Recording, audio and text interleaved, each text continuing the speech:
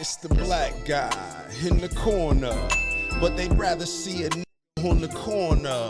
They say I'm stealing Nick's clips like I'm stealing Nick's chick, not knowing that I hit him first week for the lick. I said, Nick, I could post here while you post there. Let's run the ads up, then let's meet up over there. Good evening, everybody. You're watching America First. My name is Nicholas J. Fuentes. We have a great show for you tonight. Very excited to be back here with you tonight on Wednesday. We have a lot to talk about tonight, lots to get into. Big show. Our featured story, we're going to be talking all about the election results from last night. Huge off-year election with some results. We have statewide elections, we have some ballot measures, and of course we have the New York City mayoral race. In particular, I'd like to focus on New York City and Virginia, and we'll talk all about the results and how to interpret them. Long story short, it's a GOP bloodbath. It's brutal. And in particular, the analysts are looking at the New Jersey governor's race, the Virginia governor's race. These are blue states, but even still, Republicans got destroyed by double digits and significantly underperformed their vote share from the election last year in 2024. And what does that portend for the Republican Party? It means it might not be too good in the midterms. It might be extremely competitive at the best, and maybe at the worst, they might get destroyed. And that means we're really screwed. Look at how Democrats are holding down the government, holding up all the business of the federal government with just a handful of votes in the Senate. Imagine if they won the House and they had the votes in the Senate. It's not good. So we'll talk all about that. We're also going to talk about Zohran Mamdani in particular. No surprises, he won. And much has been said about him. He's very progressive. He's a democratic socialist. He's a radical, and he won and actually got so many votes that even with Andrew Cuomo and Curtis Sliwa put together, he got more votes than both of them. So there was a lot of discussion about the Republican needs to drop out of the race and endorse Cuomo, who has a shot at winning, and they need to basically unite to defeat Mamdani. Even if they did that, there's no guarantee that in the best case scenario that Cuomo would have won. And much has been said about the politics of Israel playing out in New York, the world's most Jewish city. We'll talk about that too. We're also going to talk tonight about the Heritage Foundation president, Kevin Roberts. He issued a major apology today. They finally got their apology. And so once again, we're picking up on the drama and the fallout from the Tucker Carlson interview. This is now maybe the most important part of it, which is that in the immediate aftermath of Tucker's interview with me last week, the president of the Heritage Foundation, Kevin Roberts, came out with this now infamous video defending Tucker. And it's honestly, look, there's no surprises. Nothing that has transpired in the past week and a half should come as any surprise to anybody. So the word choice, I guess I would use, is it's outrageous. The video that was released last week was the most unobjectionable video I think I've ever seen in my life. And we've talked about its contents now repeatedly. We talked about it Thursday, Monday, Tuesday. We'll talk about it tonight. Kevin Roberts came out and said, "Are you crazy? We are not canceling Tucker Carlson." He said, "We're Christ first, America always, and free speech. That's what it is to be conservative." What the hell is wrong with that? Well, what has followed the video in the past 6 days is this unrelenting attack from the Jewish lobby inside the Republican Party. We all know it. You know it. I know it. It's not politically correct. People quibble about the words I use. We all know what's going on. I'm known as the anti-Semite. Tucker criticizes Israel too much. We teamed up to do an interview. This guy defended us, And now all the Israel First Jews who are insane are up in arms. That's what happened. And they picked up the phone and they called this guy and they said, if you don't make an apology, then we're going to revolt. And we're going to take all our money. We're going to have all your people resign and we're going to blow up the think tank, metaphorically, because you refused to disavow Tucker. That's what happened. And now today they finally got their apology. We'll watch it. It's the most pathetic thing I've ever seen. Kevin Roberts uploaded a video to Twitter actually just a couple of hours ago. And do you know what he apologized for specifically? Get a load of this. Last week in the video, he described the people canceling Tucker as a venomous coalition.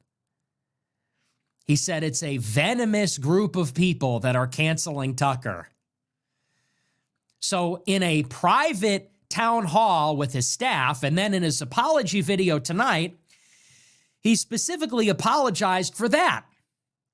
He said that's an anti-Semitic trope. To say that a group of people is venomous is an anti-Semitic canard. Really? The venomous coalition, otherwise known as the Jews? Really? He apologized for the anti-Semitic trope of characterizing those who had canceled Tucker as venomous. He says, I'm sorry, I have to do better. He said Yoram Hazony is flying to D.C. to help him get better, to help him be better. Humiliation ritual, levels of ritualistic humiliation that should not even be possible. How can a man speak this way? We'll watch the video. I'll show you what I mean. He's on the video. He says, I was wrong. I have to do better. I should do better. I got to clean up my mess. What? What are you talking about? Are you a man? Are you an American? Are you a grown man? I need to be better. The Jews told me I need to be better. I said that people were venomous for canceling Tucker. I'm sorry. I didn't know that was anti-Semitic. I should have known better. I need to be better. I need a Jewish person to help me be a better person. What? And it's like, look, none of this is new. None of this is surprising. Aren't you people so sick and tired of this? This is why I'm popular, by the way. All these dorks and nerds and shills for the past week, they have been writing their articles. Why is Nick Fuentes so popular? This is why. This is why. I've been doing this little song and dance for 10 years. And I am more popular than ever now because of shit like this. Because people would rather, yeah, I'm belligerent. Yeah, I'm obnoxious. Yeah, I'm provocative. I'm offensive. Got it. But people prefer this. They prefer honesty. They prefer somebody with balls. They prefer somebody who, whatever they are, whatever they think, they just are what they are. What you see is what you get. It's honest. It might not be pretty, but it's honest. People prefer this over the hostage apology videos. And if you didn't learn that lesson when Trump was elected the first time, where have you been for the past 10 years? You think this is how we're going to win as conservatives? I'm sorry I criticized Israel. I'm literally a loaded gun to his head. I'm sorry. That was an anti-Semitic trope. I need to be better. I'm the problem. I need to do a better job. I was a bad person. Like, fuck you. Kevin Roberts, we hate that. And these psychotic lunatics like Mark Levin, get out of our country. You're not the boss of us. You are not the boss of me. You don't run this place. Who do you think you are?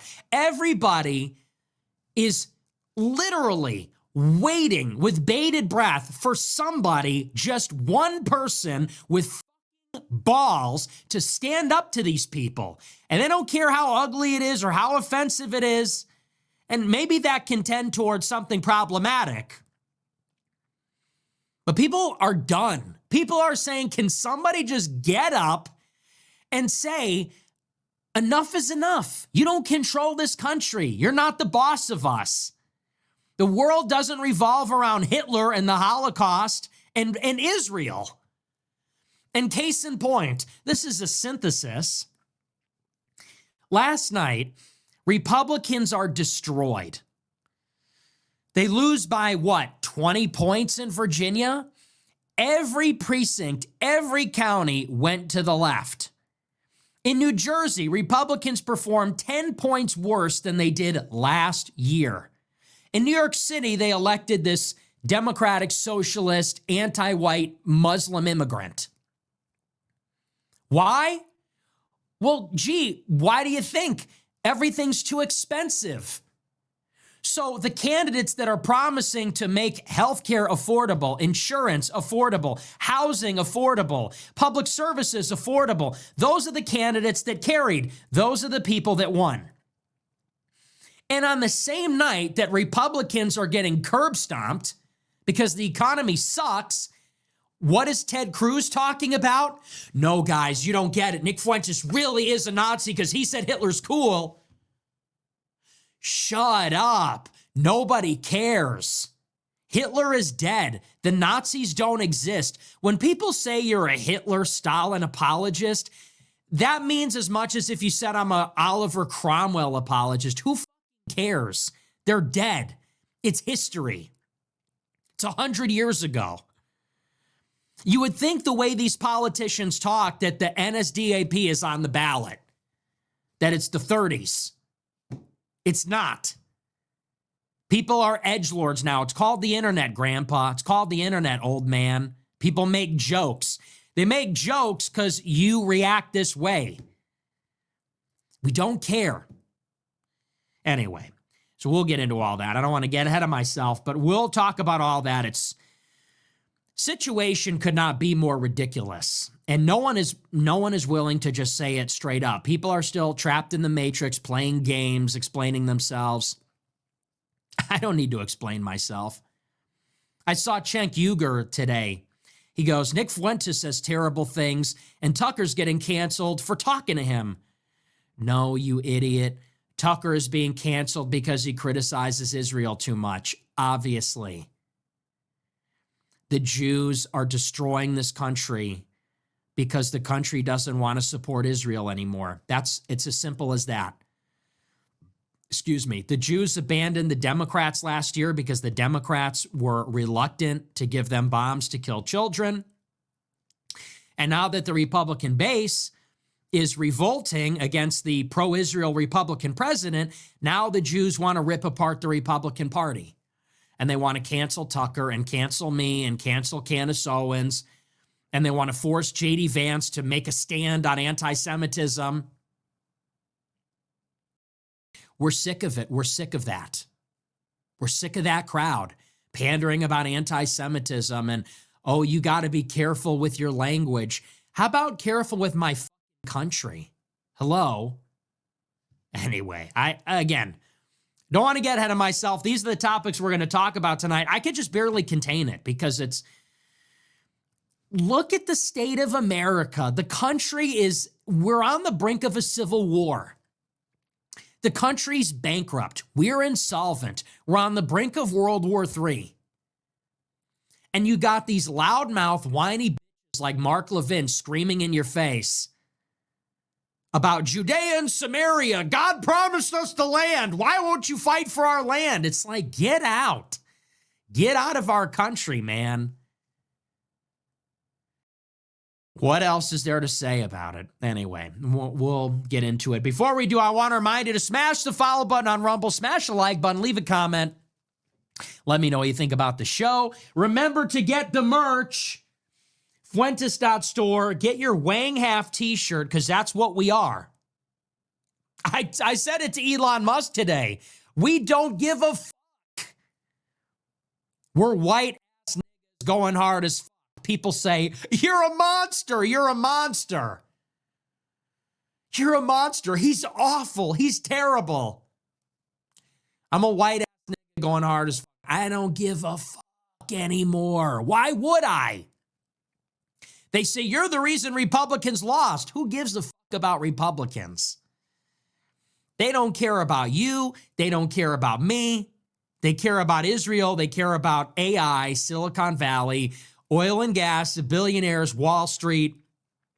Let them win your elections for you. Let Bill Ackman win your elections. I'm out.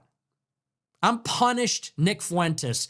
I have been canceled, blacklisted, lied about, banned. I'm punished, Nick Fuentes. I'm a white ass nigga going hard as fuck. Get the shirt. Get the shirt. What up? That's what's up. Fuentes.store. Get the hats as well. Let them know what time it is. No, it's dark America first. The black flag, war. The camouflage hat, you'll never see us coming. Guerrilla warfare. Behind every blade of grass, a groiper. Classic blue. Classic blue. This is the uniform. Fuentes.store. AmericaFirst.plus. Subscribe. Get access to the archive and the $100 a month club group chat. I'm in there. I did a 20-minute mini show in the group chat today for everybody, talking about drama and a lot of different stuff. That's AmericaFirst.plus. We're going to dive into the show. And like I said, our first order of business, I want to talk about this apology video from Kevin Roberts. First, we'll watch it. I get my headphones on and I'll play it for you. We'll watch the whole thing and I'll set it up for you first. Just for people that are tuning in, maybe people that don't know the whole story. I do my interview with Tucker Carlson. I'm sure you're familiar with this by now. Jewish lobby is furious. They say, how could you let this Hitler-Stalin apologist? I like that now it's, for years I was a Hitler admirer. Now I'm a Hitler and Stalin apologist. There was a journalist from National Review. She runs up to Mike Johnson in the Capitol Rotunda. She goes, Speaker Johnson, any comment on Tucker Carlson interviewing Hitler and Stalin apologist Nick Fuentes? Hitler and Stalin apologist. Why don't you throw in like Julius Caesar and like Alexander the Great? What do you think about Napoleon and Oliver Cromwell apologist Nick Fuentes, the neo-Roundhead, the neo-Huguenot? This stuff is ancient history. Anyway, but so the Jewish lobby is furious about the interview. And the Heritage Foundation president, Kevin Roberts, does this infamous video last week defending Tucker. And he says that, of course, we're not going to cancel Tucker. Tucker is popular and we like Tucker and we know Tucker. And he says there's a venomous coalition trying to destroy him. He says we're America first, we're Christ first, we support free speech, we're against cancel culture. None of this should be controversial. But what has followed since the video is this angry mob made up of basically the Jewish lobby. It's Mark Levin, it's Ben Shapiro, it's Randy Fine, it's the Republican Jewish Coalition, it's the National Task Force for Combating Anti-Semitism. They have a big problem with the statement, and so they lean on the Heritage Foundation. They're leaking all their internal communications. Board members and staffers are resigning. Their alumni are criticizing the organization on Twitter. Everybody's in open revolt. They're threatening to pull the money. Like I said, the leaks are going out everywhere. Very embarrassing. Their OPSEC is totally compromised. And so after this 5-day high-pressure campaign from the Israel First crowd, finally, the president of Heritage apologized for the video. And I'm going to play for you the apology right now. I'll pull it up, we'll watch it in its entirety, and you tell me what you think. We'll analyze it. So this is Kevin Roberts, head of the Heritage Foundation. He writes, leadership requires owning the moments where we fall short, then using them to reset, refocus, recommit. Who is this for? Who is reading this? Like, which normal people, which actual Americans, not weird Jews that run the conservative movement, which actual real human beings are reading this and saying, all right, refocus, recommit. Shut up. Here is what we are focused on moving forward. Join us. Let's go win. Now that we've all apologized for anti-Semitism, let's go win. Yeah, okay. Who's signing up for that? All right, here's the apology. I want to speak plainly, both as president of the Heritage Foundation and also as an American who understands the urgency of this moment. Leadership requires owning the moments where we fall short, then using them to reset, refocus, and recommit. I talked about this today, as you may have seen, during our Heritage All-Staff Town Hall. I'm so grateful for my amazing colleagues. My use of the phrase venomous coalition was a terrible choice of words. It caused justified concern, especially among friends and allies who know how seriously Heritage has fought and continues to fight against the rise of anti-Semitism.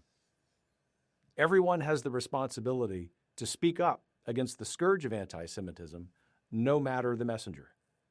Heritage and I will do so, even when my friend Tucker Carlson needs challenging. My He needs colleagues challenging. know, as do you, the work ahead is too important. Our conservative movement must be willing to wrestle with hard conversations, not avoid them. Last night's election results demonstrate this. The need of this moment is clear. We must articulate a bold, positive vision that convinces Americans that conservative policies will revitalize the American dream. The left isn't slowing down. If we want to win, truly win, we must grow stronger in every way. Here is what we are focused on moving forward. Standing for strong families, because no society survives without them. Advocating for the dignity of work and free enterprise, because it's how people build meaning and sustain freedom. Defending national sovereignty, because a country that doesn't protect itself isn't a country. And restoring citizenship as a sacred trust, I feel like a country rooted in right now. virtue, liberty, and faith. It's not just policy, it's purpose. So to each of you Wait, was that written by AI? I didn't even notice that the first time I watched it. Was this written by ChatGPT? Be honest. It's not policy, M-, it's purpose. Not apologizing, M-, moving forward. I didn't even notice that the first time. Each of you working the long hours, holding the line, doing the unglamorous tasks that keep this mission moving, I see you. I'm grateful. And I want you to know we're in this together. Movements like ours are not weakened by adversity. We are sharpened by it. Let's take what we've learned. Let's recommit. And by all means, let's go win. Yeah, right. Yeah, right. Now, let me ask you something. Does anybody, literally anybody, think that the Republican Party, or the country for that matter, needs more of this? Really? This is your message to let's go win? First, an apology about anti-Semitism. I'm sorry for saying venomous coalition. That was anti-Semitic. Everyone must stand up to anti-Semitism. Anyway, families and jobs, I guess. Let's go win. So this is a video, which, by the way, so was Ben Shapiro standing on the other side of the camera with a loaded gun pointed at his head? The only thing that was missing was like a red laser dot sight on his forehead. Poor choice of words. I didn't mean it when I said venomous coalition to come across as an anti-Semitic canard. Let me remind you, by the way, where we are, in case anybody needs to be reminded. 2 months ago, Charlie Kirk got shot in the face, most likely by a leftist. And whether you think there was a conspiracy or whether you believe the official narrative, regardless, hundreds of thousands, maybe millions of left-wing Democrats celebrated that. whoever you think killed him, it almost doesn't even matter for the sake of this argument. Because whether it was Israel or the Mormon Mafia or the government, whoever it was, or Tyler Robinson, hundreds of thousands of leftists celebrated because some polemical activist, a live streamer, got shot in the neck and executed. A 31-year-old father, recently married, head of a college campus organization. They celebrated that he got shot in the neck for no reason, for basically expressing moderate conservative politics. That's where we are. Okay? That's where Americans are. We have 40 million illegals in the country. Half of the country is now non-white, and a good percentage of those people hate us. They hate our ancestors. They hate white people. They want to take our stuff. They think that we are richer than them because of slavery and racism. And so they want to raise our taxes to fund free healthcare, free education, free food, free everything. And as time goes on, they're going to increase their share of the electorate and then therefore increase their share of government power in order to achieve this. To hurt white people, take from white people, and give to themselves. Open up the borders for more immigrants. Open up the borders for more illegals. These are the kinds of people, in addition to white leftists, that are celebrating political violence against somebody like Charlie Kirk, who believes the same things that we believe, and actually maybe believes 30% less of what the rest of us believe. Certainly what we believe in the wake of his assassination. That's where we are. And we got there because the mainstream media and on social media, they have been gaslighting half the population into thinking that white people are evil. Trump is Hitler. Trump is a Nazi. The right wing are fascists. The right wing are Nazis. This is where we are in America. Now, let me ask you something. What has been done about any of it? Has Antifa been rounded up? No. Has there been a thorough investigation into Charlie Kirk's death? No. Have any of the people celebrating, collaborating in the hit job, have they been held accountable? No. Are there mass deportations? No. In the aftermath of my interview with Tucker Carlson, I have been called a Nazi. I have been called a monster.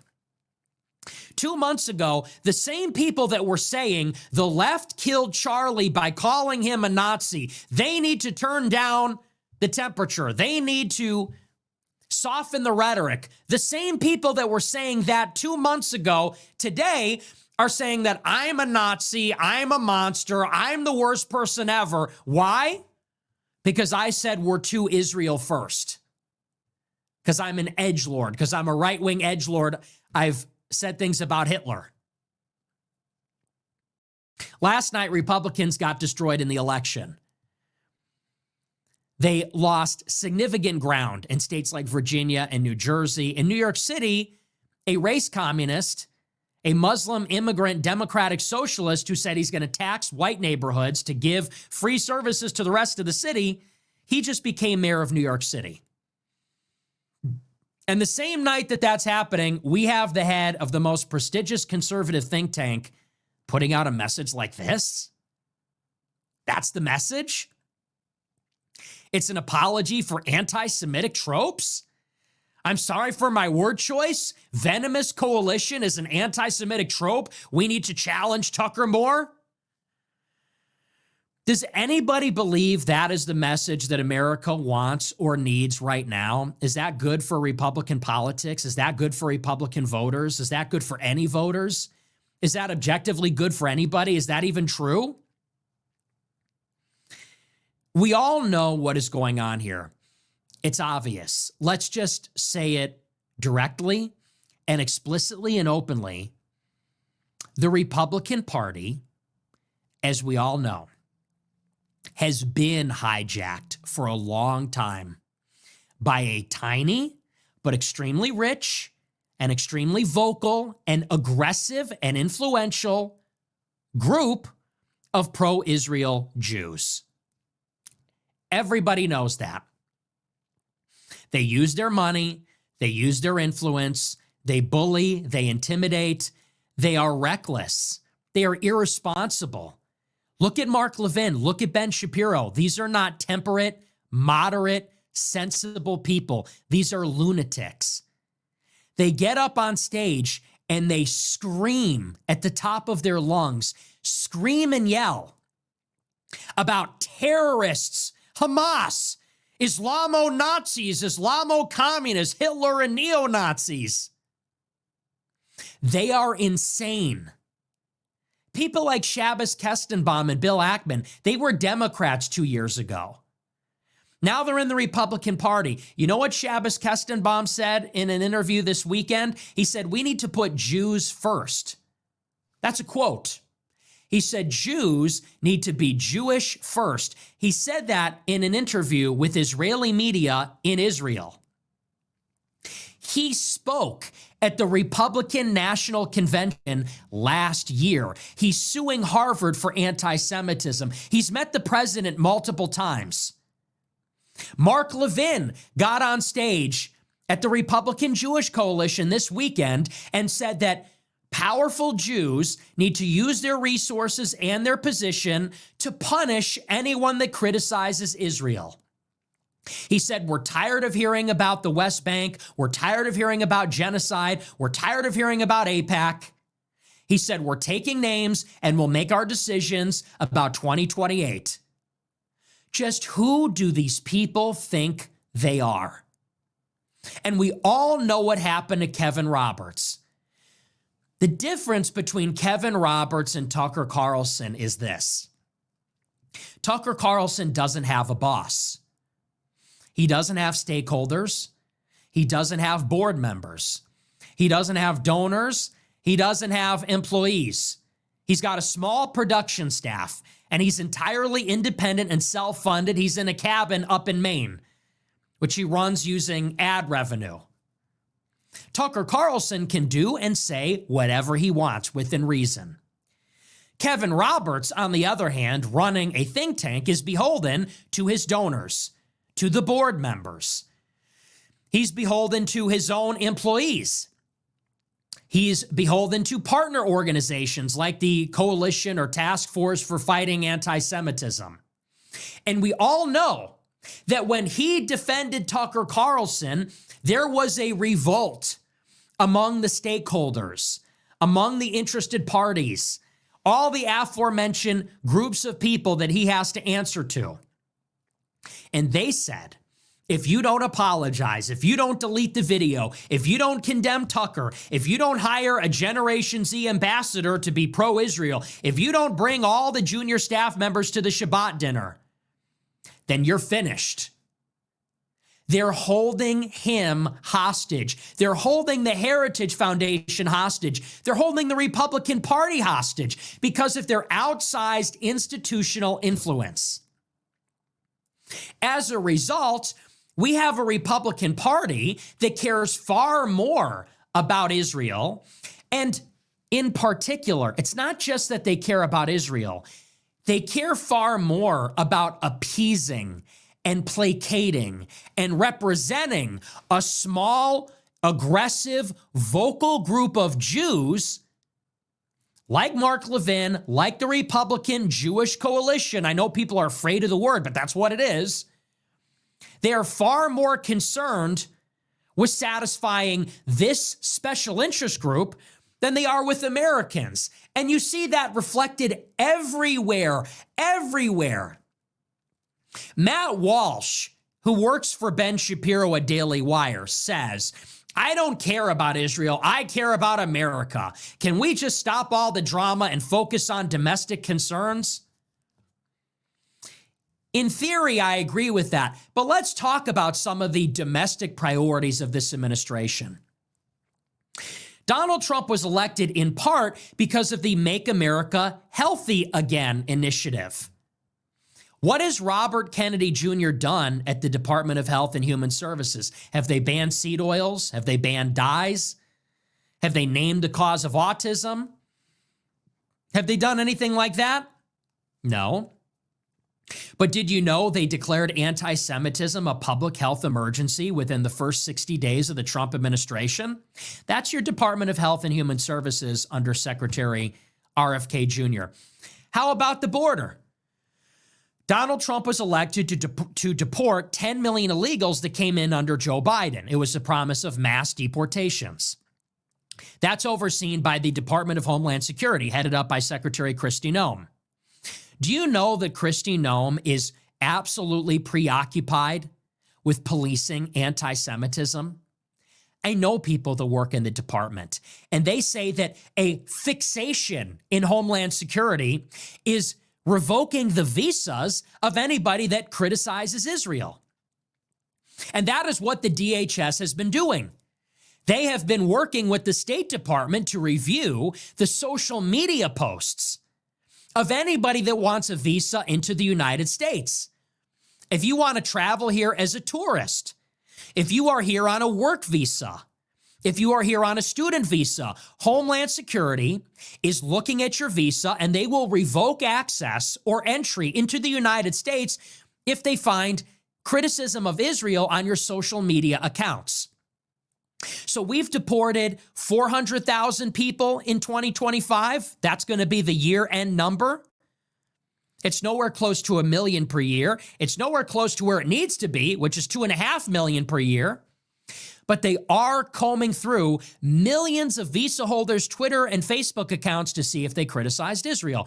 How about the Department of Education, headed up by Secretary Linda McMahon? Are they going after the anti-white curriculum in the schools? Are they going after BLM? No. The Department of Education has seized the grants and the loans of 6 out of 8 Ivy League universities, Harvard and Columbia, and even non-Ivy League universities like MIT.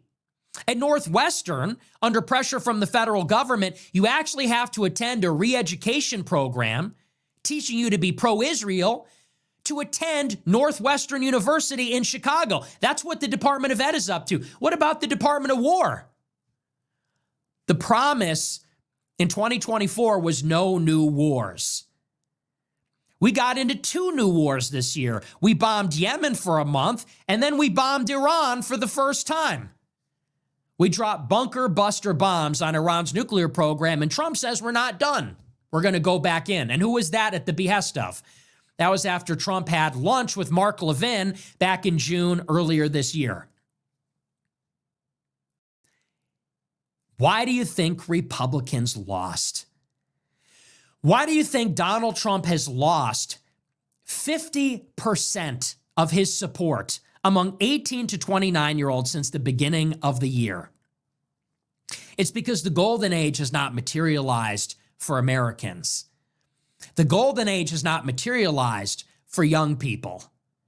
Everywhere you look, every way you want to cut it, whether it's the Department of War or the Department of Education, Department of Homeland Security, Health and Human Services, State Department, which is revoking visas and trying to get Israel more land. How about the Department of Justice protecting Jeffrey Epstein, the Mossad spy? Everywhere you look, everywhere you cut it, the MAGA movement is forfeiting. They're giving it up. They're voluntarily losing. They're losing the forgotten men and women of America. They're losing the white people, the Christians, the young people. They're losing the Hispanics that came over in 24 in record numbers. They're losing everybody. They're losing everybody that isn't a psycho lunatic pro-Israel Jew like Mark Levin. Is it worth it? And why is that? We are being held hostage as a nation. We are the United States of America, biggest, wealthiest, most powerful country in the history of the world. Our sons, our brothers, our forefathers die in wars for this empire. We pay our taxes. We work our fingers to the bone for this empire, but it's not for us. Do we get the spoils? Do we get the fruits? No. The fruits and the spoils of all of it goes to a tiny and loud minority of bullies. Because people like Kevin Roberts and people like Donald Trump and people like J.D. Vance and all of them, they are all beholden to this group because they know that if they talk to Nick Fuentes, if they criticize Israel, you'll see the treatment that I got this past week. Look at how they talk about me on Twitter. And we all see what's going on here. Look at the coordinated attack on social media from everywhere, from all sides. Look at all the bad clips he's ever said. He's a Hitler worshiper. He's a Nazi. He's a monster. He's terrible. No one should be his friend. No one should talk to him. We're not stupid. We see what's going on. It's obvious. These are the same smear tactics, the same bullying, intimidation, harassment, the same psycho berserker tactics they've used for years. And everybody is sick of it. And newsflash, it's not working. I'm more popular than ever. Nobody knows who Mark Levin is that's under the age of 50. Mark Levin who? Nobody watches Ben Shapiro anymore. People are watching Candace Owens. My clips are going viral. I have millions of followers. I have millions of views because people agree with me. You can call me a Nazi. You better be careful. Because if I'm a Nazi, then there's millions of young people that are following a Nazi. So you better be careful about those words. You're saying I'm a Nazi, I'm a monster. There's a million monsters then. There's a million Nazis out there then. Because they love my show and they agree with me way more than they agree with you. And they're pissed off. And they'll follow me into battle. So you better be real careful. You're barking up the wrong tree with that. Either you're wrong and I'm not a Nazi and millions of people are, or maybe that just doesn't even mean anything at all. Forget even that. Millions of people don't give a shit anymore. You can call us a Nazi. We don't care about Nazis. We don't care about the Holocaust. We don't care about Hitler. We don't care about any of that. Millions of people are rising up and we're saying, this is our red line. We are drawing a line in the sand right now. It's America first or Israel first. If the GOP keeps going down the path of Israel first, if it doesn't turn around and reverse course, we're done. Fuck you. We're never voting again. Look at what happened. All these people voted for Trump and look how he betrayed them. Donald Trump won the election 1 year ago, promising a golden age. He's more unpopular than ever. Why do you think that is? And I'm happy to see him lose. Democrats want to destroy us. Republicans do nothing for us. We're out. This is the line in the sand. You're either America first and you're with the Americans, or you're Israel first and you're with these lunatics. Kevin Roberts, you're my enemy. Okay? Kevin Roberts says, let's go win. He said, I'm going to talk to the young people. Let me tell you something, Kevin Roberts. Nobody will ever follow you because you don't inspire. Your weakness, your lassitude, your cowardice doesn't inspire anybody, least of all young men. Least of all young men that have had everything taken from them. This bald loser gets up and says, I need to be better. I should have chose my words more carefully. Choose your words more carefully. Motherfucker, we're at war right now. Do you understand the stakes here? We have 50 million foreign born in this country, 50 million illegals, 50 million more foreign born that are legal. We're at war. Look at what's happening. Look what happened to Irina Zarutska. She got stabbed in the neck with a knife. Look what happened to Austin Metcalf. Got stabbed in the neck with a knife. Look what's happening in all of our major cities in public transit. Look what's happening with the carjackings. Look what happened to Charlie Kirk in that Catholic church in Minnesota. And you're getting up there and apologizing about your word choice, anti-Semitic canards? You are weak. You are a coward. You caved. You caved to this small psycho minority that, in their own words, puts a foreign country ahead of ours. They're not even Christian. You think you're going to talk to the youth of America? Good luck with that. It's never going to happen because you inspire nobody. You stand for nothing. You live on your knees and you crawl on your belly and you eat their shit. And that's why you're losing them. That's why I'm winning. Because I'm not setting plays. I'm not living on my knees to fight another day. I'm fighting. I'm speaking up. Whatever the consequences are, somebody has to. Somebody needs to tell Mark Levin he can take his fat ass and go to Israel. Somebody needs to stand up and say Randy Fine is disgusting, morally reprehensible. Damn him.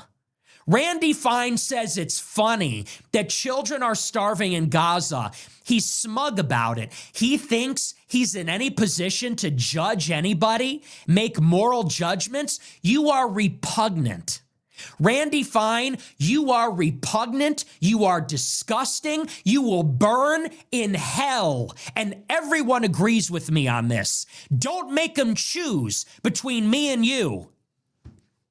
And the same goes for Mark Levin. And we don't want you in our country anymore. He says, I'm the only member of Congress that will wear a little hat. Well, fortunately for you, there's a whole country that does that. You should go there. We don't want you here. We're sick of you.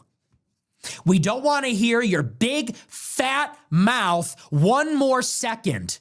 We don't want to be bullied by you. We don't want to be told about Israel. Mark Levin says, I don't want to hear any more about the genocide. We don't want to hear any more about Israel.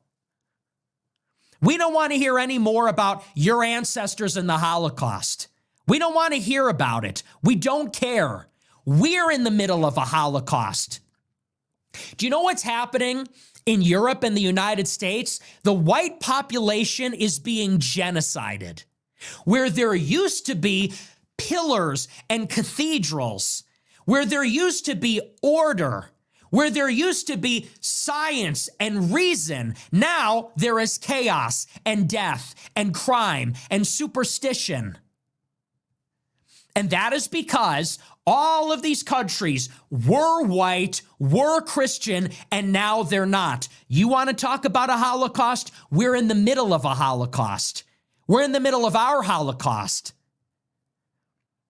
What's going to happen in 100 years when our great-grandchildren wake up and they're 10% of the population in a minority and it's like South Africa? What's going to happen in Canada, in the United States, in the United Kingdom, when in the year 2100, white children will wake up in their beds and they will be subjected to land reappropriation like they're doing in South Africa right now, like they did in Zimbabwe a generation ago? We're in the middle of our Holocaust. You want to talk about yours? We don't care. And by the way, about Hitler, let's talk a little bit about Hitler. Hitler has been used as a buzzword for 80 years to prevent anybody from talking about any of this. Whenever anybody says the Jewish people have too much influence in the Western world, they say Hitler. Whenever somebody says it's maybe a bad idea for America to become majority non-white, people say Hitler. Whenever anybody says we need a strong executive that can actually do things, that can actually send people back over the border, they say Hitler. So we're defanging that. That has no power over us. Hitler, Nazi, these are particular words from a particular time that hold no weight over us. That holds no weight over me. I'll call them cool. I'll say the uniforms look cool. I'll say whatever I want about it. That's not my moral language. I don't care about any of that. We want the fathers back in the home. We want God back in society. We want the nation to be strong. And yes, by the way, we want the country to be majority white.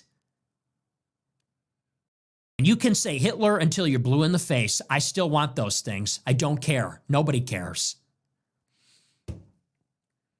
So Kevin Roberts says, let's go win. Family, free enterprise, let's go win. It's not going to cut it. What are they arguing for on the Democratic side? We're going to make the buses free. We're going to make the groceries cheaper. We're going to make housing affordable. What are they saying on the right? Free enterprise, family, and anti-Semitism. And another thing, does anybody really believe that what we need is more political correctness? This is exactly the kind of consultant, marketing, politically correct language that was overthrown in 2016. I weep for what happens after Donald Trump leaves the stage. And obviously, I didn't vote for Trump. I don't agree with a lot of what Trump has become. But one of the net positives of his victory in 2016 is that we don't have to talk like that anymore. Why are we still playing these games? This president of Heritage gets up and says, I should have chosen my words more carefully. I didn't know that was an anti-Semitic trope. He said, Yoram Hazony is flying to D.C. to help me be a better person. Who is buying into this nonsense? Nobody. This is meant to placate the loudest, most disgusting, most vitriolic, most disloyal section of the right-wing coalition, which is this Jewish lobby. Everybody knows that's who it's for. And it has become a deal breaker. It has become a liability. The America First party is the party that needs to win. We're not voting for Republicans anymore. I'm just done. I'm not a conservative. I'm not a Republican. I'm America First. I almost think about starting my own party if it wasn't so logistically difficult and so expensive. It's designed that way. Unless and until the Republican Party becomes the party of America First, literally forget anything else. Throw out the handbook on everything else. Throw out the handbook on free enterprise and all that other nonsense. You need two words to win: America First for all. All Americans coming first before the special interest, before the foreign countries, before technical difficulties, but I guess that'll bring an end to that. I can't really get myself back into the rhythm there. So I guess we'll wrap up that topic, but needless to say, if we could put a bow on it, to put it very succinctly, the country is done. Country has had enough. We're not playing pretend anymore where we look at this apology and say that that was any kind of legitimate statement about the state of anything.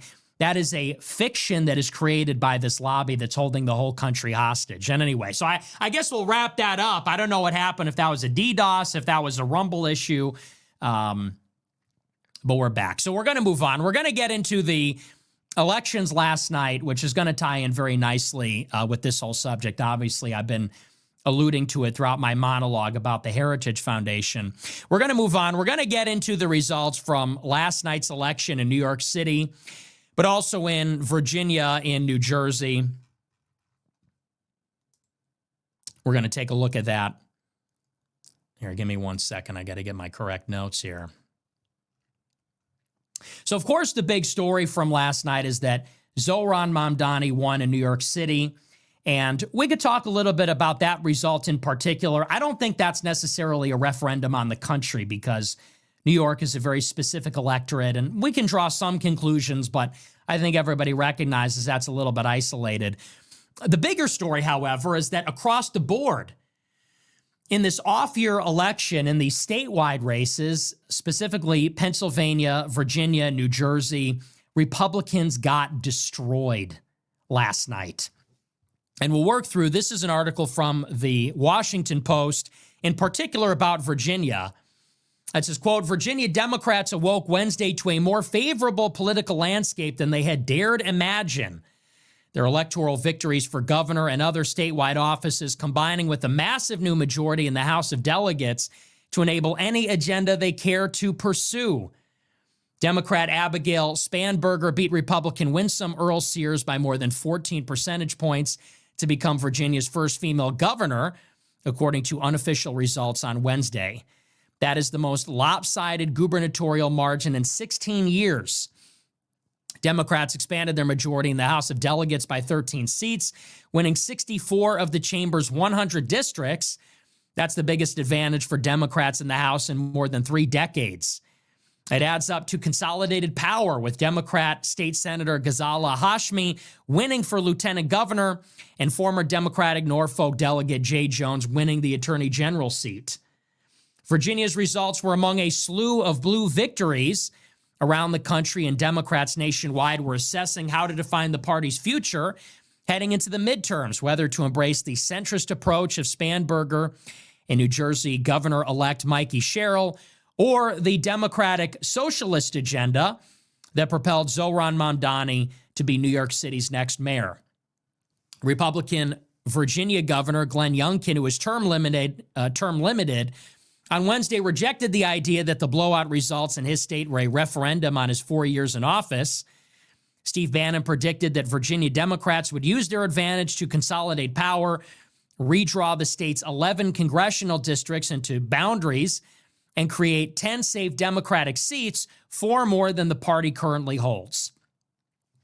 And so this was the trend nationwide. This was the story in New Jersey, Pennsylvania, and Virginia.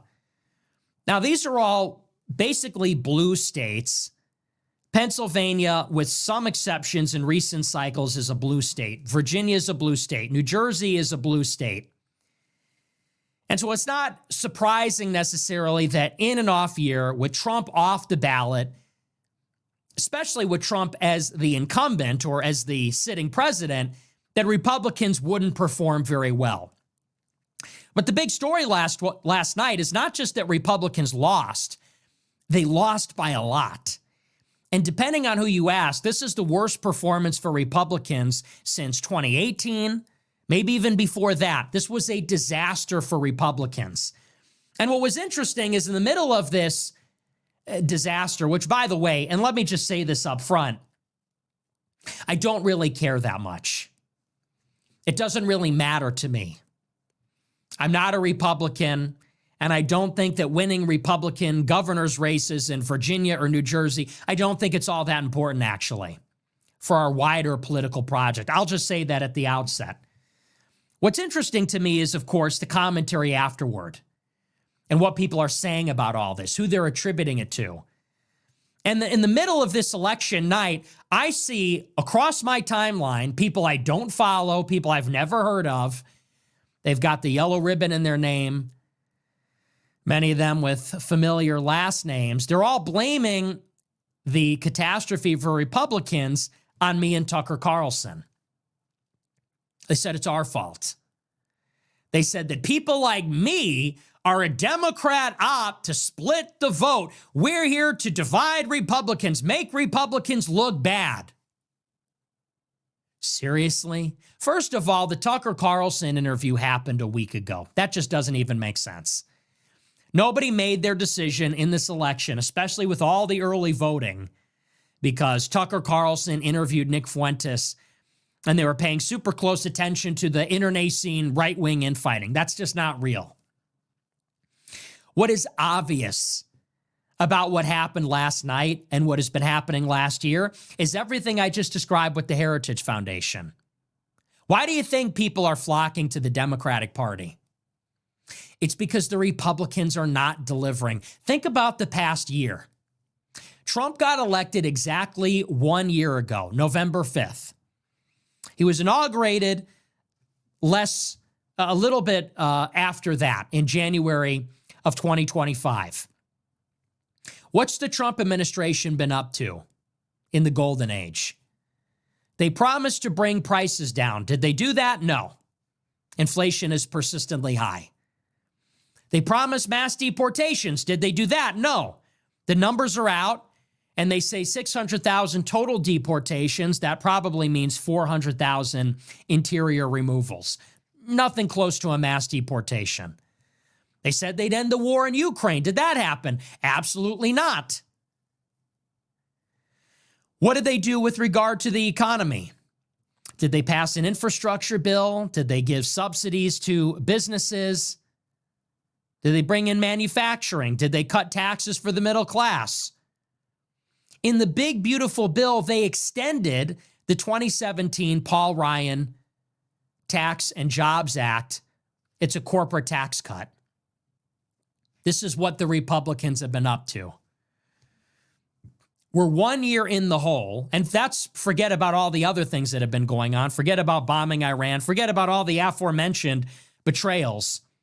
And Republicans are blaming Tucker Carlson for losing. They're blaming it on anti-Semitism. They're blaming it on the woke right. It's obvious. Even in New York City, what did Zohran Mamdani talk about the entire year?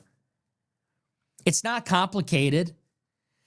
You look at Zohran Mamdani's playbook even in New York City, and what he talked about from the time he started running in the primary through the general right up until last night is affordability. That's it. Affordable housing, affordable transportation, affordable groceries, affordable health care. That was literally the entire message. Make things cheaper. Make it easier for people to live. That's the message of the Democrats. Housing, health care, transportation, groceries. Republicans are wondering why they lost. What have Republicans been talking about?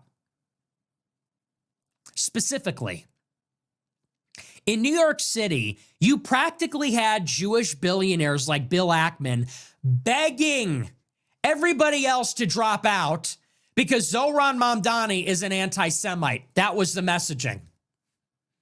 Do you know what I knew about the New York City mayoral race as a relative outsider, somebody living in Chicago, somebody not following it so closely?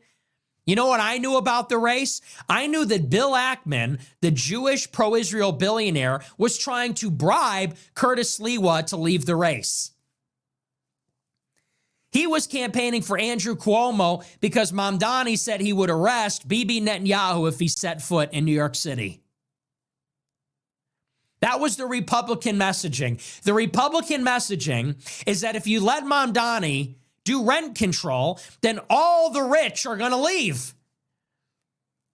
And if you let Mamdani win, then Israel is going to be under attack. That was the messaging on the Republican side. How about the mayoral debate? Does anybody remember that 6 months ago when they got on the debate stage and it was a crowded Democratic primary? They went one by one. If you're elected mayor of New York, what's the first foreign trip you're going to take? And one after the other. They said the Holy Land, Israel, the Holy Land. What did Mamdani say? I'm going to stay in New York. But let's not get it twisted. Mamdani is a third worldist, Muslim, whatever you want to say. And by the way, he's pro-Israel. Let's just not even forget that. He is a Zionist at the end of the day. But in particular, in that line of questioning, they said, you wouldn't go to Israel? That was the follow-up. They said, which country would you visit? He said, none. They said, why isn't it Israel? He said, I'm going to stay in New York. They said, do you think Israel has a right to exist? This was the unironic line of questioning. He said, yes. They said, does it have a right to exist as a Jewish state? Now, bear in mind about the New York race in particular.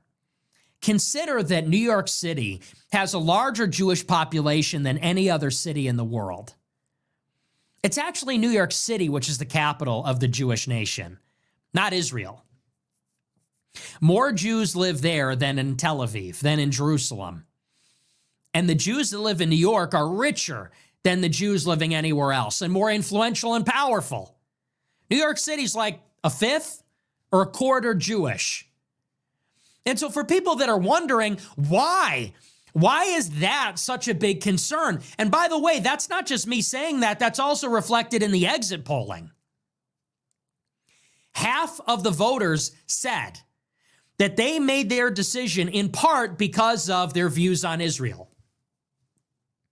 For a mayor's race, they were not running. This is not a race for Secretary of State or President of America or anything with a diplomatic capacity.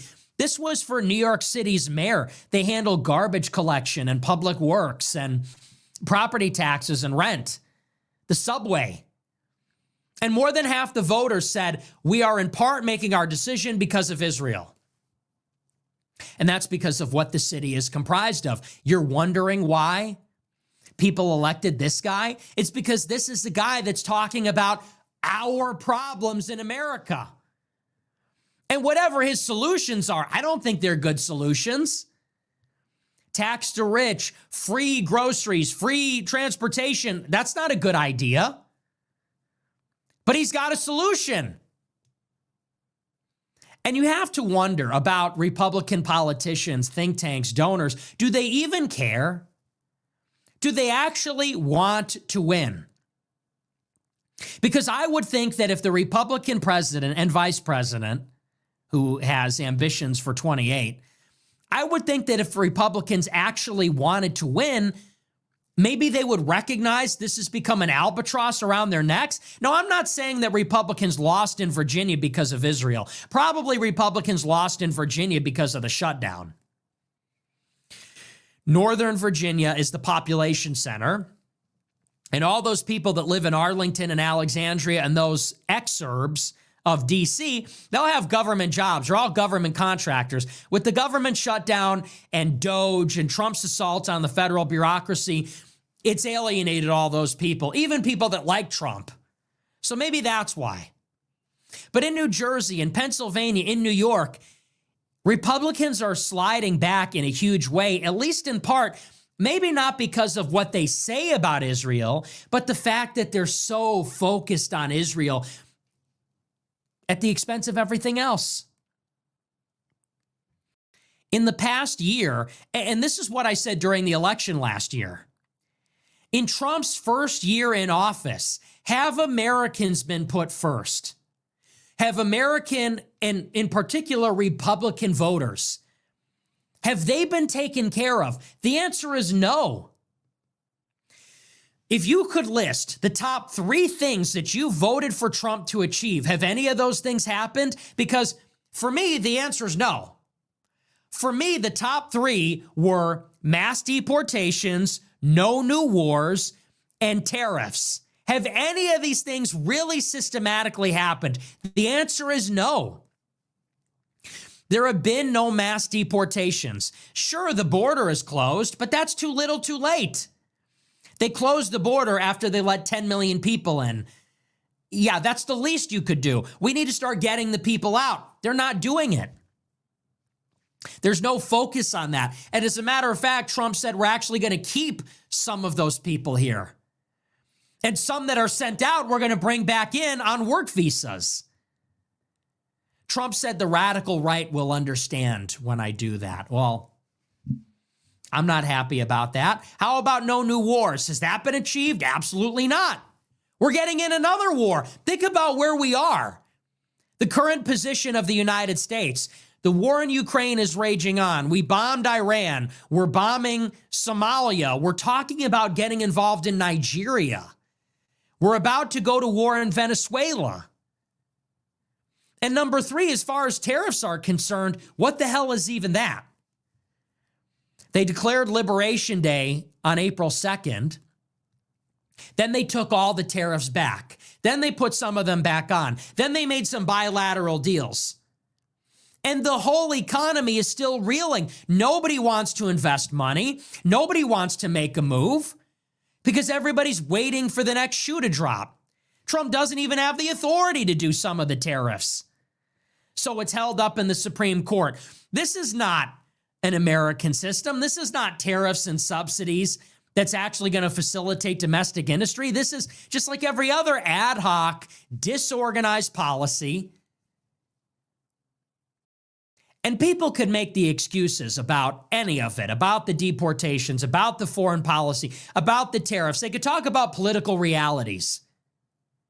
But here's why that doesn't work. At the same time the administration has failed to deliver any of this, they have rolled out the red carpet for everybody else and with everything else. And I'm not just talking about Israel. What did they do for the Israel lobby? They bombed Iran. They went to war against the Houthis. They gave Israel $12 billion in aid. When they froze foreign aid for every other country, they kept it going for Israel. They replenished the missiles. They sent 2 carrier strike groups. Netanyahu has been to the White House 4 times.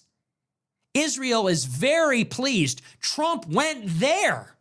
to sign this grand deal that Israel's violating with the procession of diplomats that are there to oversee it. So the Israelis are getting everything they want and more.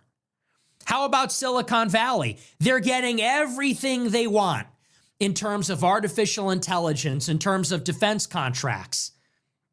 Doge did not cut the deficit $1, but it did bring in all of Palantir's people. It did bring in all of Elon Musk's people. They brought in Anduril. They brought in SpaceX, all these companies. They're all firmly entrenched in the Department of War, in the National Security Council. They got what they wanted. How about Wall Street? They got their corporate tax cut. They got their deregulation. They're getting everything they want, even big agriculture. Brooke Rollins runs the Department of Agriculture. She has a close relationship with the president. She speaks on behalf of big agriculture, which is a huge industry. They got the Trump administration to stop deporting illegal immigrant farmers. They got Trump not to take soda off of food stamps. In a nutshell, this is the same story. This is deja vu all over again. And by the way, this is what I said last year. I said that we, the voters, we, the people, have to recognize that we are being had. They are telling us one thing, they're planning to do something else. They're telling us we're going to get a golden age and we're going to cut prices and end all the wars and deport all the illegals.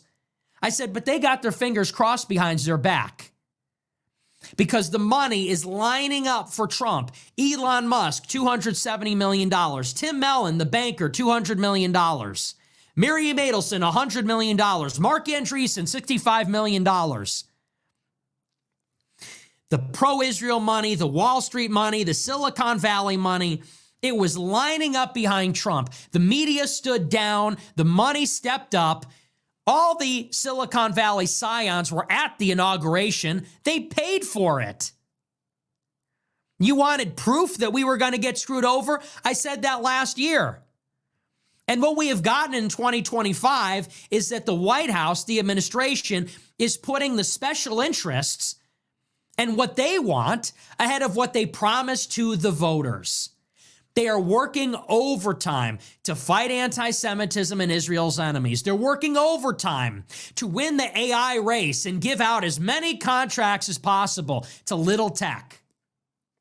Working overtime to jack up the stock market, to cut corporate taxes. They're working overtime for the interest, for the money.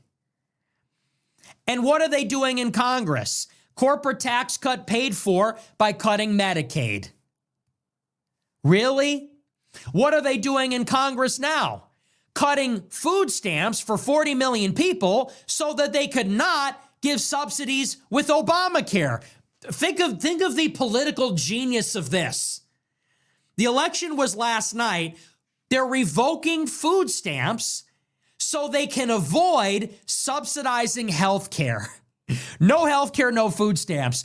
Oh, you want health care subsidies? We're taking your food stamps. After we took your Medicaid to pay for corporate tax cuts and Israel's missiles, and you're blaming Tucker Carlson for losing? That was the genius playbook? Air traffic controllers and TSA are furloughed. They're shutting down all air travel. They didn't cut $1 out of the deficit, but they're taking health care and food stamps.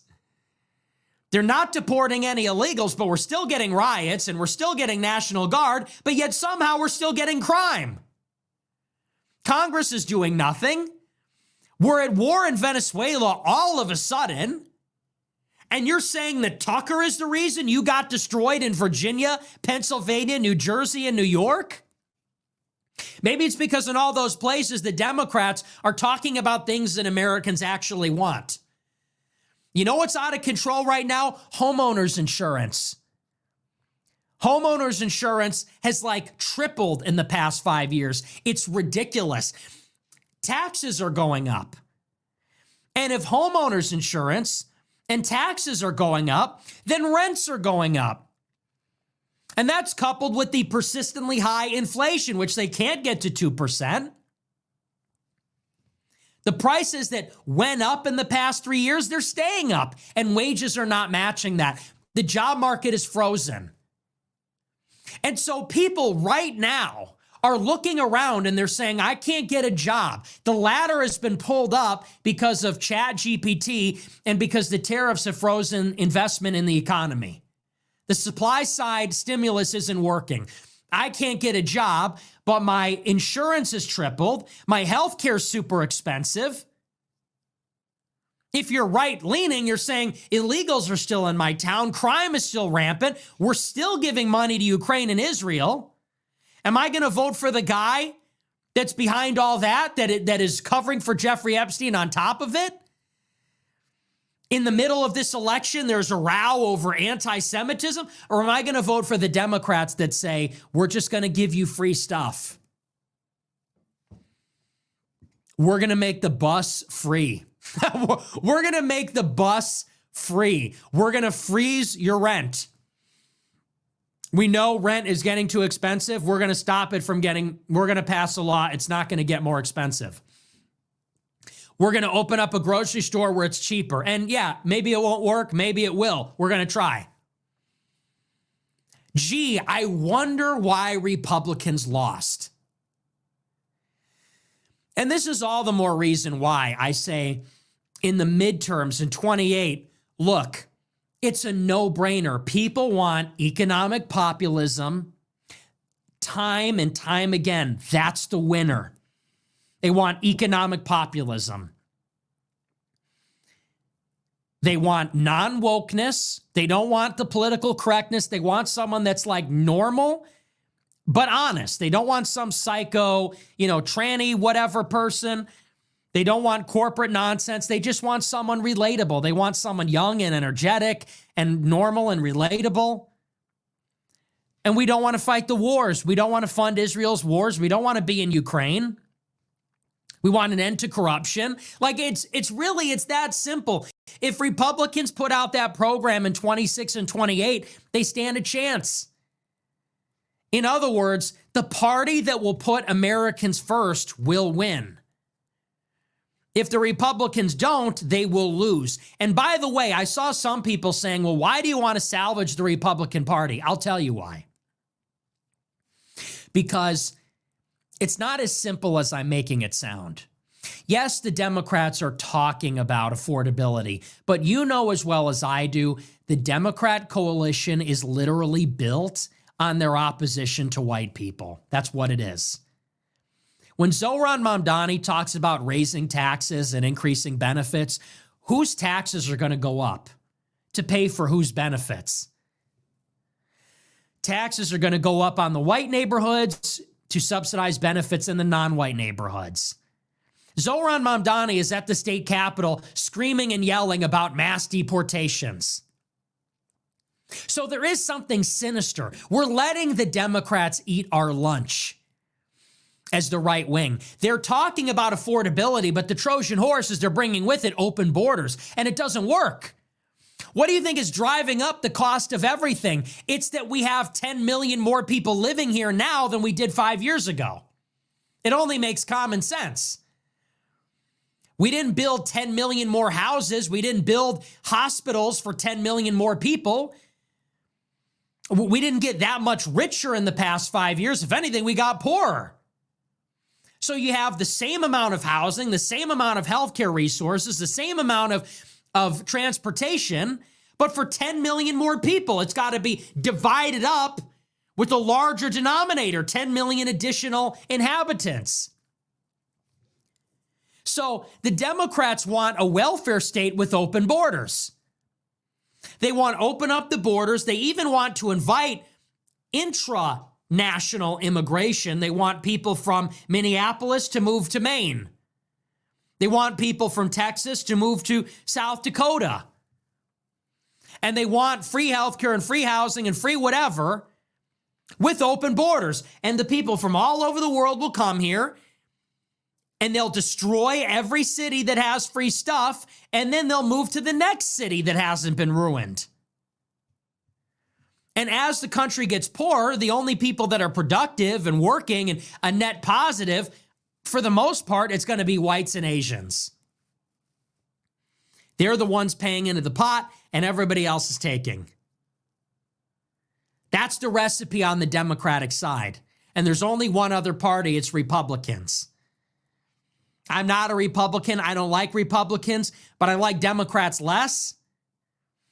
I want the Republicans to win as America First. America First must infiltrate and subvert and take over the Republican Party, literally for legal reasons. You want to know why? Because to start a third party, it costs a fortune. You want to get ballot access in 50 states, it costs a fortune and takes time. So for me, it's literally about expediency. We need America First to quickly seize control of the Republican Party, like a full-scale revolution in the GOP, and then we need to win. And we can win with that message. Republicans can win if there's an America First revolution inside of it, and we can have it all ways. We can have economic populism with closed borders. The country's already socialist. It is what it is. Let's have it in one country, to borrow a phrase. That's a little wink and a nod to my history nerds. We can have affordable housing. We can have affordable health care. We can help people out. We have a welfare state. Let's live with it. But we have to do it with closed borders. That means closing the borders, deporting the illegals. We could have abundance. We could be abundance liberals. You want to have new urbanism? You want to have a city with free transportation? Good. We have to get all the criminals and hijackers and killers off the streets. That's a good compromise. People want affordable and good and well-administered public services. We can do that. We can deliver that. We have to enforce the laws. We have to deport the illegals and close the borders.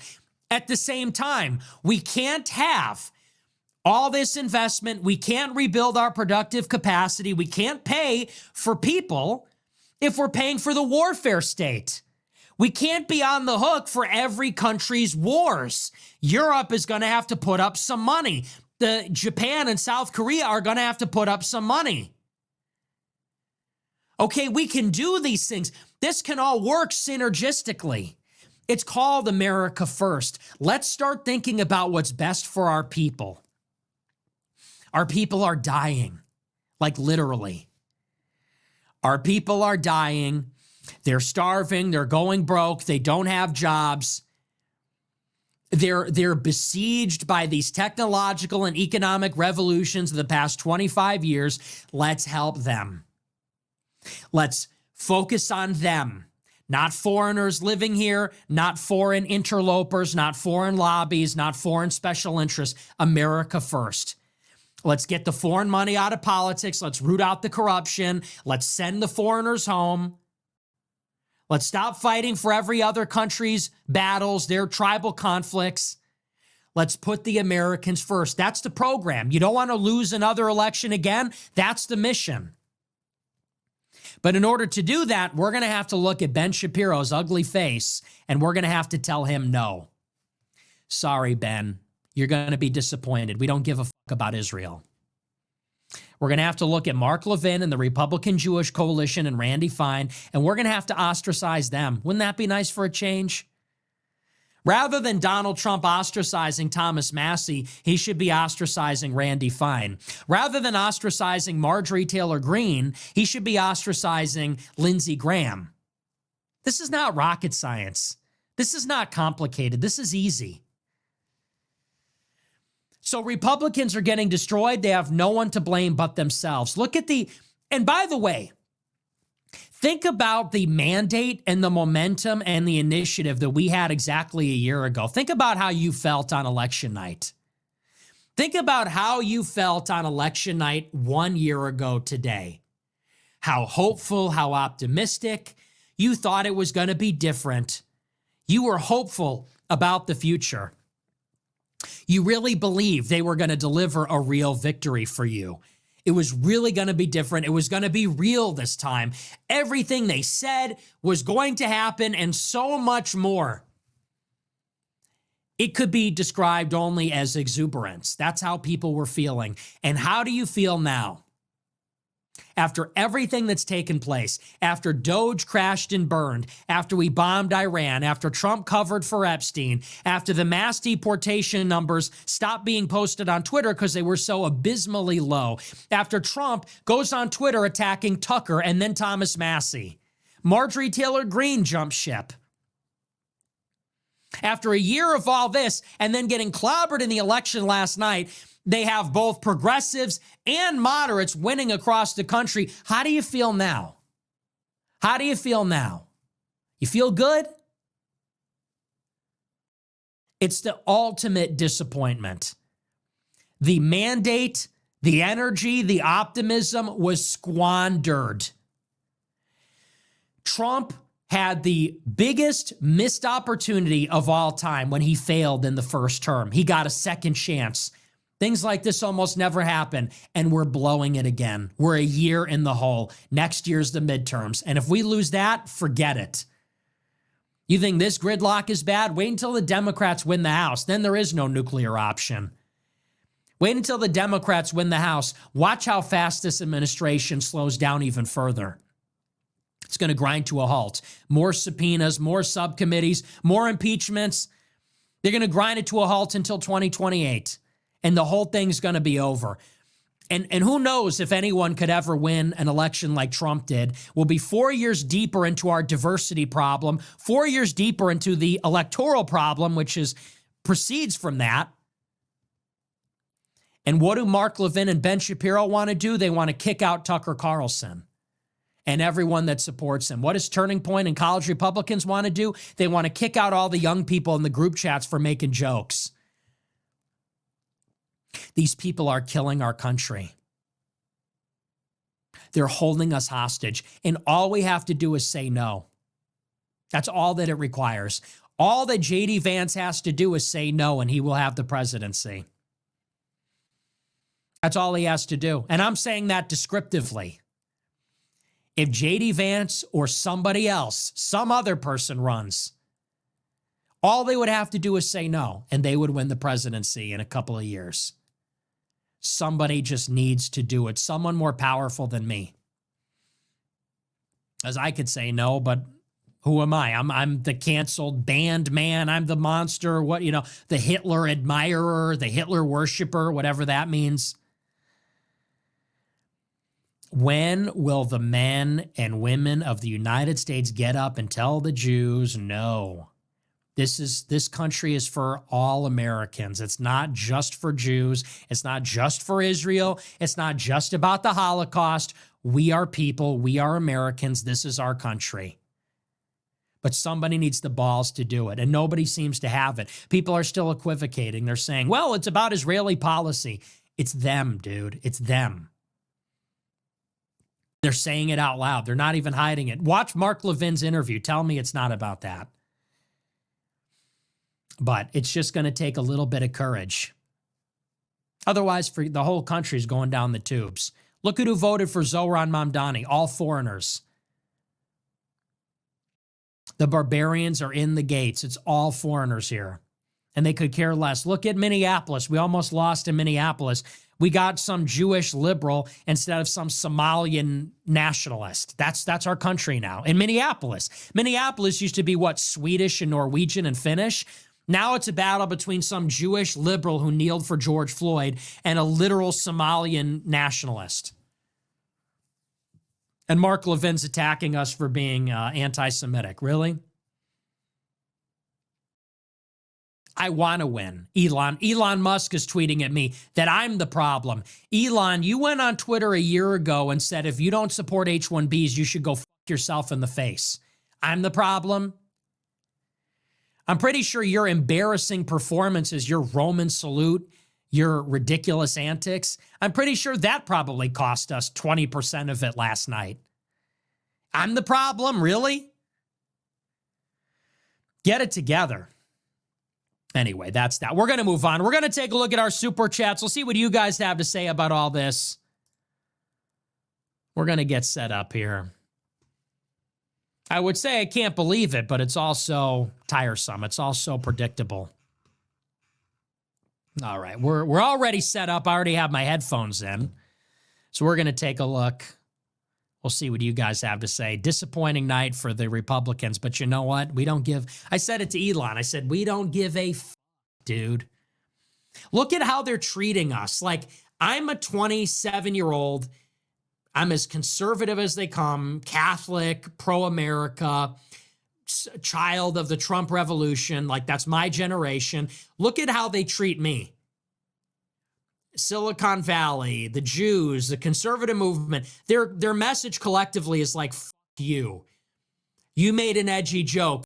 Fuck you. You don't support Israel. Fuck you. You weren't satisfied with Trump and you didn't vote. Fuck you. And then they're mad when they lose the election. Wait, why are we losing with 18 to 29-year-olds? Because you've been telling us fuck you the entire year. That's all it is. College Republicans and young Republicans in a group chat made jokes. They all got fired.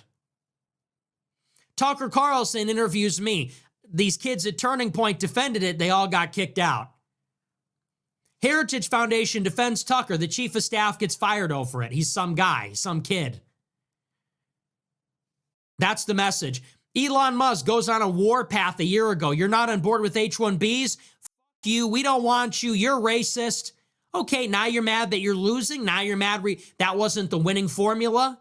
You buried the Epstein files and said, we don't need your votes. Remember that one? Trump covered up the Epstein files and said, if you're not happy with that, you're the enemy. We don't need you. Now you're mad. Now it's our fault. You just got done telling us we're monstrous Nazis. Everyone that talks to me is evil. Oh, you didn't get turnout that way? Now it's our fault, I guess. Well, it's a shame the money doesn't vote. It's a shame Bill Ackman couldn't make up the difference for everything they lost by treating us that way. Anyway, we're going to move on. We'll take a look at this. All right, let's get right to it on this one. So, more of the same. More of the same when it comes to Nick giving his feedback on the feedback that he's receiving when it comes to the interview with Tucker Carlson. Obviously, a lot of the neocons, Mark Levin, Ben Shapiro, they were all criticizing him. Josh Hammer calling him out. It just continues. In my opinion, what it's doing is it's exposing them. It's exposing all the things that he's saying to be true. It's exposing all the things that Candace Owens have been saying to be true. It's exposing a lot of Tucker Carlson's criticism, a lot of Dave Smith's criticisms. It's exposing a lot of Marjorie Taylor Greene's criticisms and Thomas Massey, that Israel has a huge influence on our politics that they should not have. Nick brought up the Mamdani situation. We talked about this on the live show.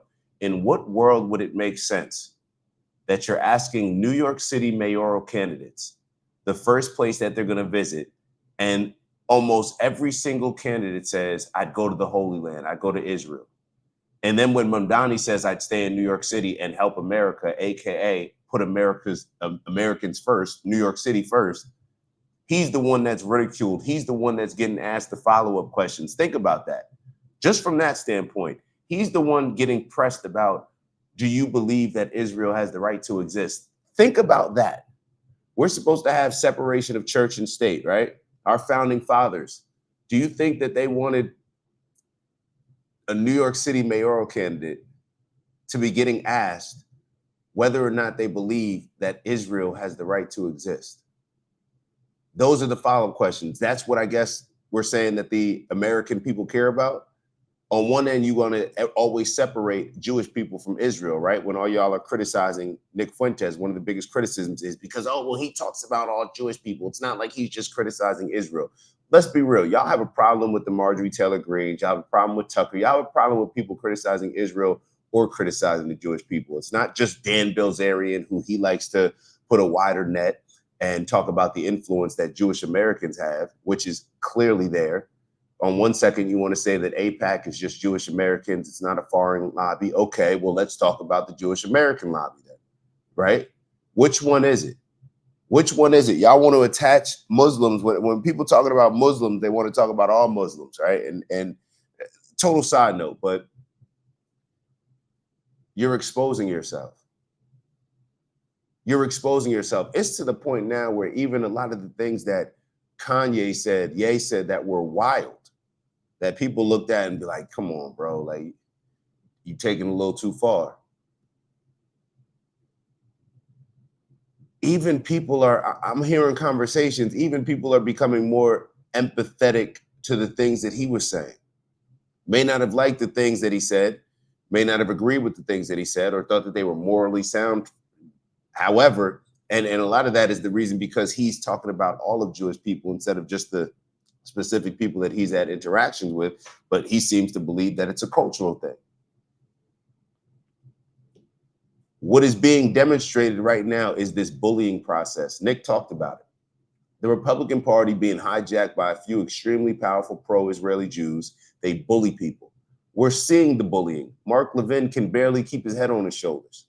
He's like an out of control toddler. He's having a temper tantrum. He's having a temper tantrum, screaming about, well, we decide whether or not we're going to take the West Bank or take it. Who's we, Mark Levin? I think you're highlighting the problem here. You're highlighting the problem here. And I wanted to look at it from a little bit of a different angle than what even Nick touched on, which is we're seeing something that Tucker said the other day, that people like Ben Shapiro, Mark Levin, Josh Hammer, they're responding in this way because it's really out of fear. It's out of fear. People are scared to death that Americans are no longer aligned with Israel and what that could potentially mean for that region. Think about it. If America decides, you know what, we just want to, take a step back, not get involved in that region. We got enough to worry about at home. It's not that we're not friends with you anymore. We're not going to war with you or anything like that. We just don't see it in our best interest to be involved with you on this level that we've previously been involved with you on. Do you understand what that could potentially do for that region? Do you understand that if Israel doesn't have the backing of the big bro, of the backing of America, the big bully in the world, what that could mean for that region? What that could mean for their plans of achieving the greater Israel, what that would mean for the clean break memo strategy? It wouldn't happen. And if it did happen, it would take a whole lot of casualties. And I really can't see it happening with a lot of those, stronger military forces from much bigger countries and bigger armies in that region. Let's go to some of the notes. All right, so Nick mentioned the Department of Health and Human Services declared something about Jewish people. So I had to actually go back and look at that. And what it is in early 2025, President Trump signed Executive Order 14188, where additional measures to combat anti-Semitism.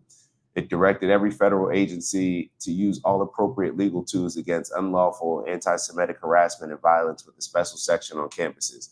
These are the type of things that have Morning Joe go interview Jonathan Greenblatt, the head of the ADL.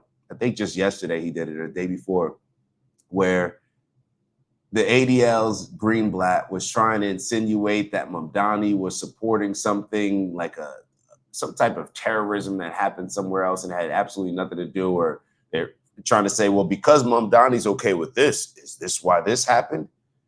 And even Morning Joe called him out and said, like, come on, bro, you're reaching. But this is what happens when you have an extremely fearful people, an entitled people, and a group of people that has been spoiled in a way and had all their fears fed into by the rest of the country, where anybody can say, as soon as somebody says, I'm fearful, what did this guy, the head of the Heritage Foundation, say?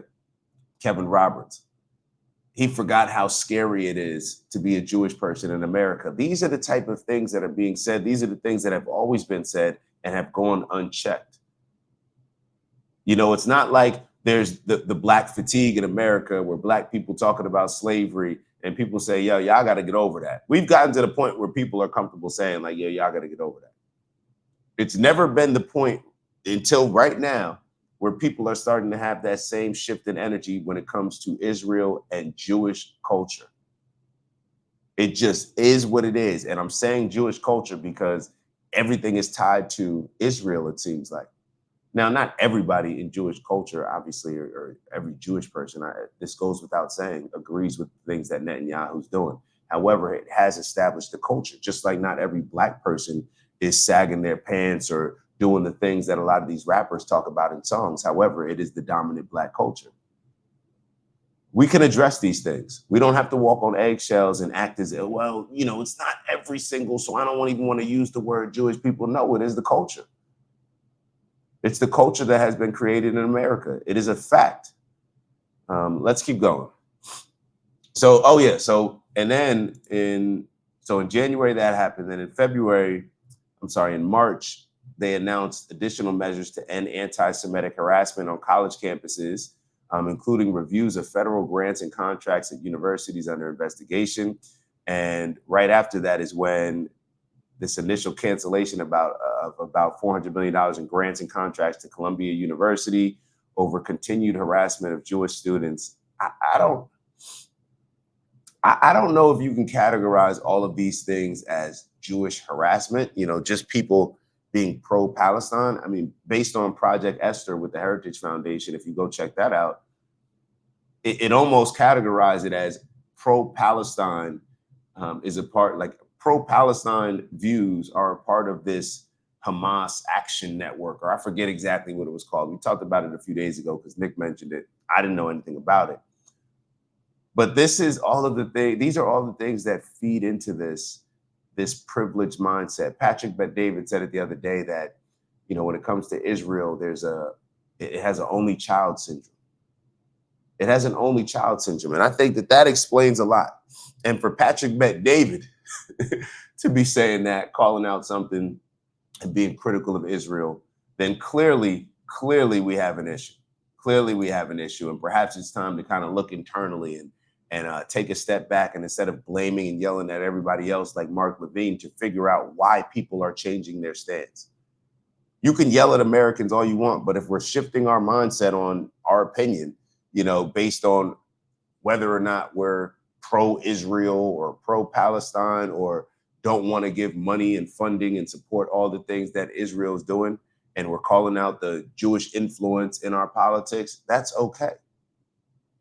You can get upset, but just because you get upset because it doesn't align with your interest and your agenda doesn't mean that we're not still going to do it. The reason why Mark Levine can have a temper tantrum is because for the first time, he's being challenged. For the first time, something that, should never get challenged. People have the audacity now to do it. So that's just what we're seeing. Let's see. Yeah, they're combing through people. I mean, think about this. There's supposed to be a separation of church and state. George Washington said in his farewell address not to get involved in foreign affairs. And now in America, we're determining whether or not people should get visas based on going on their social medias and seeing the things that they said about the Israel-Palestine conflict. And if they're too leaning in a pro-Palestine way, I guess they're not going to get their visas. How does this happen? And when you put these policies in play, what do you expect the rest of us to think? Like, what do you expect? Like, we're seeing the influence right in front of our face, and you just expect us to ignore it because you've been so successful in canceling other people that have called it out and bullying Kyrie Irving and bullying, Kanye West and bullying a lot of other people that speak out about these things. I remember Dwight Howard, Hall of Fame Dwight Howard, doing an interview in which he was talking about, he tweeted something like, Free Palestine. And he had all of these people immediately reaching out to him, his agent, the NFL league officials and all that. It's like, wait, what? If I tweeted Free Israel, I wouldn't have all that being like, people wouldn't be reaching out to me like that. People would be celebrating it. What does that say? Is that not racism? Is that not elitism? Is that not entitlement? Is that not unfair? Is that all of us being treated the same way as God's children? I don't think so. I don't think so. So it's being called out in different areas. You're hearing it being called out on the Democratic side, Republican side. It's being called out. People are getting fed up with it.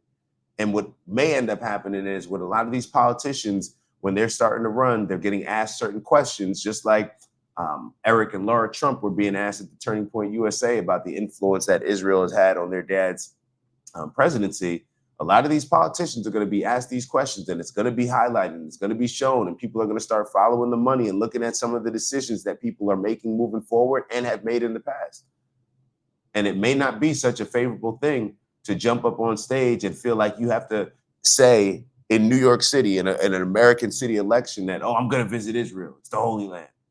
I believe in Israel's right to exist. That may not be the gatekeeping question in order to get you donations, in order to get you elected. Because just because you receive lobbying money doesn't mean that the actual people who vote for you receive that. So therefore, the leverage may not be the same. We'll see. And when that's what creates a lot of the fear. That's why Mark Levin is so scared of Tucker Carlson interviewing Nick Fuentes, because they think that he's normalizing something that everybody agrees on. See, it's not that he's normalizing when he brings Nick Fuentes on. It's not that he's normalizing some radical thinking policies by Nick Fuentes. It's not that he's normalizing Nick Fuentes making Nazi jokes. No, what he's normalizing is a guy like Nick Fuentes who's coming out and holding Donald Trump and the rest of these politicians who said that they were going to put America first. He's holding them accountable to that. Are you putting America first? Wasn't this country founded on Christian principles? Are you doing the things that you said you were going to do? Why aren't you releasing the JFK files? Why do you seem to be treating Jewish people, Jewish Americans in Israel in a way that other Americans are not being treated? Why are we still funding these wars? You said no new wars. Why are we supporting bombing Iran? What's the track record here when it comes to Bibi Netanyahu and getting Americans involved and causing our Americans to die because we're going to war in Iraq? Because Bibi Netanyahu said they have weapons of mass destruction because it's in his best interest to convince us that. And then we go to war while no Israeli soldiers go to war. And we have our casualties, American young men and women dying. That's what Nick Fuentes is normalizing. He's normalizing the things that most Americans are feeling now, but don't either have the platform or don't have the courage to stand up and speak out about. And that's what scares them to death. All right, I'm not going to keep y'all on for too much longer. What is this next note that I have? The Democratic coalition is built on... Oh, yeah, so then Nick talks about Mamdani. I've looked into Mamdani a bit more since he won, but I wasn't really too interested in it. But I'm not surprised. I'm not surprised. And I think that was Nick's sentiments on it as well. We put on our show earlier in the week where all it took was that one question where he just said, yeah, I'm going to stay in New York and put New Yorkers first. Oh, that's the guy. And it only got worse and worse. See, Donald Trump's administration and Mark Levin and Ben Shapiro, they think that America continuously doing things in Israel's best interest and putting Israel first, that was a good look for Trump. No, it exposed all of the things and the reasons why it was so important for Mamdani to sit there and say, yeah, I'm not worried about going to Israel. I'm staying here in New York. Their actions made you put Mamdani in this. You elected somebody at 34 years old, a Muslim. I don't know if he's Muslim American. I don't think whatever. I guess he's is Mamdani. How does it work? Let me actually look this up. I want to make sure that I'm categorizing it correctly. Is Mamdani a Muslim? Mamdani American citizen? I assume you have to be, right? Yeah, he's an American citizen by naturalization. Okay. All right, so you put a Muslim American in office in America's most precious and biggest and greatest city. You did that. You did that. People are showing that they're fed up. Matter of fact, you did it not only in America's largest city, but you did it in the largest population of Jewish people in the world. Your strategy backfired on you. Your strategy of what you're trying to do, bullying Nick Fuentes, bullying Candace Owens, bullying people that just don't align with you, bullying people that ask questions, your strategy backfired on you. You don't have Nick Fuentes to blame. You don't have Tucker Carlson to blame. You have yourself to blame. yourself only. That's what adults do. That's what big boys do. That's what big girls do. Instead of blaming everybody else is wrong, we're right. No, perhaps you should look at it a different way, and perhaps you should ask some questions that you may need to step outside of your bubble in order to get an honest answer about. But that's all I got for y'all. I don't know. I'm not a fan of social programs and welfare programs.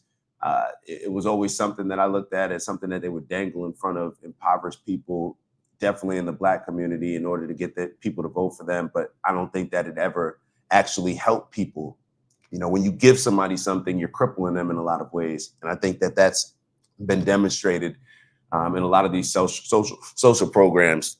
Now, I'd have to look specifically into the ones that Mamdani's talking about, but this has been a thing with welfare ever since Lyndon B. Johnson, right? Ever since Lyndon B. Johnson, they're incentivizing women to, you know, don't get married because we'll give you aid, we'll help you out. But if a man moves in the house, then hey, we got to take that aid away from you. So I look at the social programs as something that will temporarily get you some support from people, but when I look at the results of it and if it's actually impacting people's life in a positive way, I tend to not agree with it. So I guess we'll just have to sit back and see. So on that note, as always, like, subscribe. It's much appreciated. I appreciate y'all just continuing to just tap in with me and stay till the end and appreciate, you know, my feedback. You know, I try to make sure that I'm doing my due diligence and adding something to the video. I'm not just repeating the same talking points that Nick is, but just giving y'all from my perspective, my experience. And based on that, saying that I'm giving you from my perspective, I have my biases, right? We all have biases that we enter into these conversations with that may prevent us from seeing things as objectively as we like to think that we're seeing them. So if I have some blind spots, please do me a favor, write a comment, give me your experience, give me your perspective. I like, you know, bringing all of the perspectives to the table and then figuring out like, okay, how can we have, you know, the most realistic understanding and clarity of what's going on. So appreciate y'all. And yeah, let's continue to build, man. I'll see you on the next one.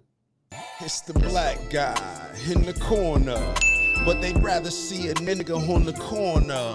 They say I'm stealing Nick's clips like I'm stealing Nick's chick, not knowing that I hit him first week for the lick. I said, Nick, I could post here while you post there. Let's run the ads up, then let's meet up over there. Let's figure out a split that's honorable and fair. Tell me where you trying to take it. Bro, I'll meet you there. 1600 Penn, Wash, DC. Swear I saw the vision riding through the DMV. I envision prayers, but I could do VP. Hillbilly elegy, fuck, I look like JD. Shout out my cheat code, Dave and Karen raised me. And my big bro, a nuclear family. And they don't like that. Strong fathers in the crib, BLM fought that. LBJ society created all that. Victimhood mentality, I can't embrace that. And everything they taught in school, assume it's all cap. Everything I said I'd be, I am that. Everything I said I'd be, I am that. Everything I said I'd be, I am that. Ain't no introduction, just some fun facts. In case you were wondering, I am that. I know you heard me hit it 3 times for Dr. Umar. Shout out to Umar, man. We ain't kicking nobody when they down. And shout out to everybody that continues to show love, support, appreciating the message that I'm giving y'all along with the bro Nick's message. We gonna keep pushing, man. And shout out to the haters too, cause y'all in the comments heavy too. y'all the ones that gave me the inspiration to create this song. They kept saying like, who's the random black guy in the corner? I am.